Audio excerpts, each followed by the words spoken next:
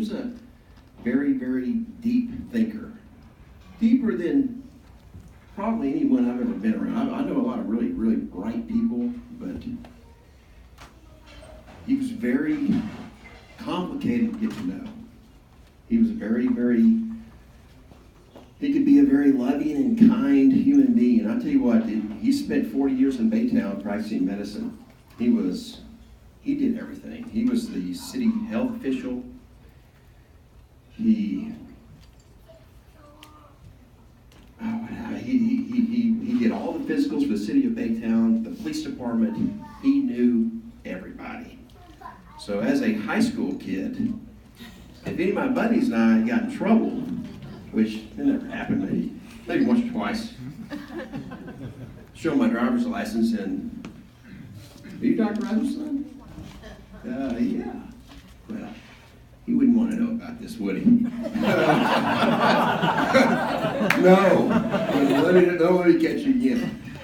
There were some advantages to that, but he was a beloved doctor in Baytown.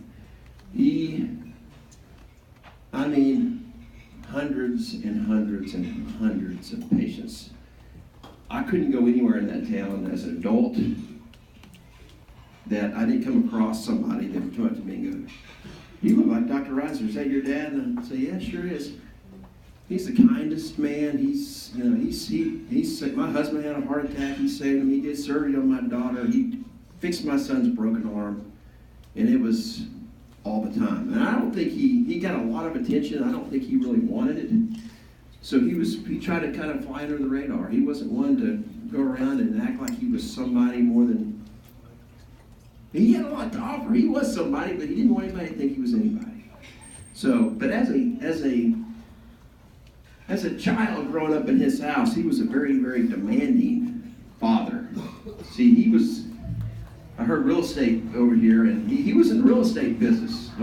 Heavily involved in the real estate business. When I was a kid, Pat Gilbert here is one of my best friends. We grew up together, and he was at our house all the time as kids and as adults. And we got recruited a lot. He'd buy these rent houses. And in Baytown, there were a lot of cheap rent houses. These things he was buying them for $10,000 back in the 80s.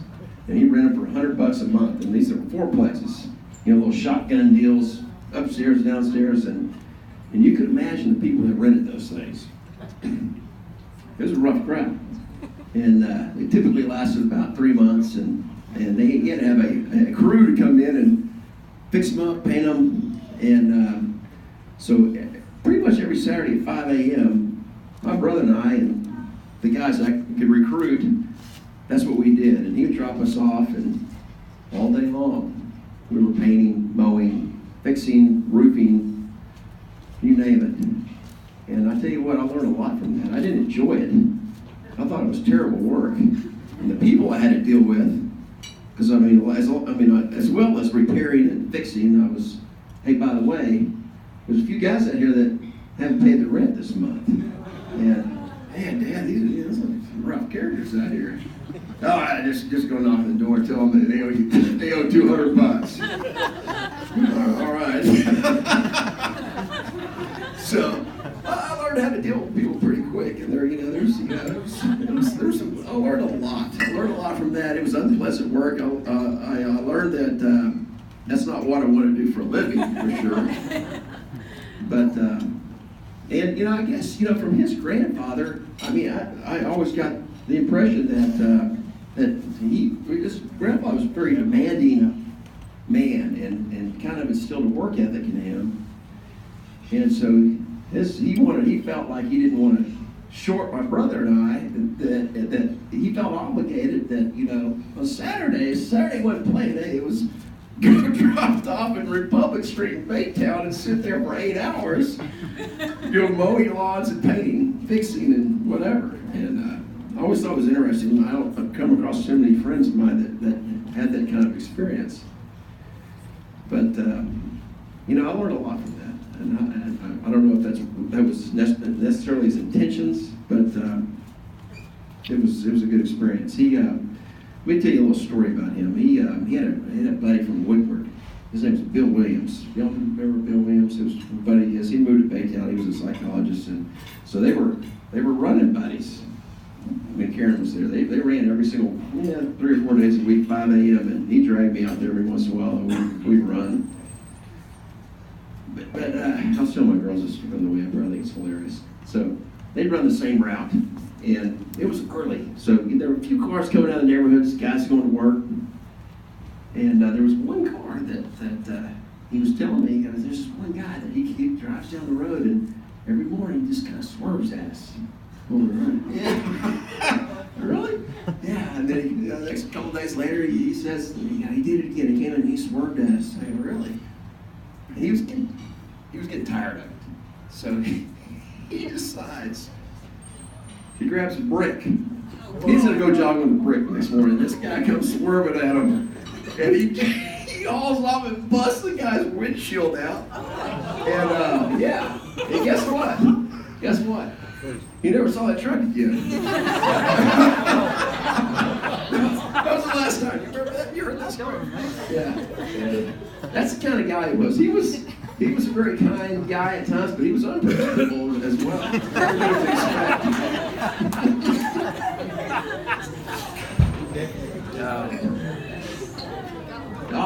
I'll tell the story that Karen started about Steve and I, or Steve Porter here is a cousin of mine, and we, one of the neat things about being part of this family is that we had some great times together. We would have these family reunions, and it was an every year deal, and wow, it was fun. We had a great time. But we went to this Camp Beacon, and so we decided that, wow, we're hanging out. There's hardly anybody here. Yeah, the camp was closed. Camp was closed. We had it. And there was a concession building. And, we're kind of looking around and looking inside. We look in the windows and, wow, there's a lot of candy in there. It's full of candy. There's no one here. And lo and behold, we kind of get out of our room in the middle of the night. We could get up inside a concession area and load up probably 100 pounds of candy, I swear. So my dad was flying an airplane, and it was 182 that we loaded up. And you have to be very weight conscious. And he said that after Pat Steve got home with this loop, Pat had caught him. Pat had found out and called my dad. And Pat, my sister. Yeah, Pat, Steven's my dad's mom. sister, Steve's mom. And so my dad was telling me, when I was taking off, I sure had a heck of a time getting that plane off the runway. So, yes, we were, luckily we weren't 18 yet.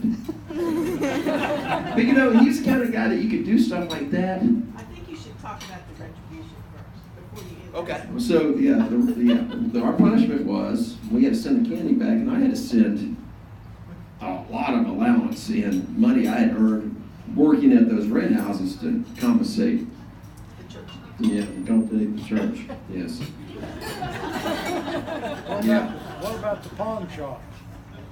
Well, we were also business partners. Not only father son, we did all kinds of stuff. But we were business partners at times. That was very, very interesting. It was very hard at times. We didn't necessarily see eye to eye on a lot of things. I'm a pretty conservative guy. He's not.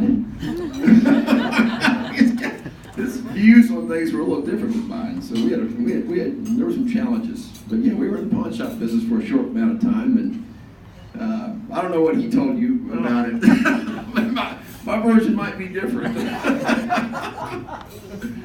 It was a classic statement. I asked him, I said, what in the hell do you know about a pawn shop? He said, that's the beauty of it. You don't need to know anything. That was his take on a lot of businesses. He was not only a doctor and had rent houses and real estate. If there was a business venture and somebody approached him, he was in. He was in. There was he didn't hesitate. And so, where was I? I was going to finish my story on the Finish the retribution. Okay. But the deal was, he was,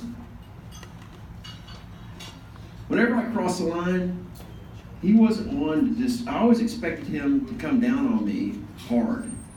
And you know what? He wouldn't. He would come, he'd give me a hard time about certain things, but, he was very understanding about a lot of things that kids do when they're young and some of the mistakes they make. And I think maybe because he'd been there, done that. It wasn't anything new to him. And I take the same approach with my kids. I'm pretty reasonable. I try to be as reasonable and understanding. I don't, I've been there and understand that, when young people are growing up and gain experiences in life, that they make mistakes. That's just part of growing up and becoming an adult. But I want to miss him. We had a pretty good relationship last few years. I enjoyed just sitting and talking to him. He was a fascinating man to listen to. But I mean, that's all I got right now. But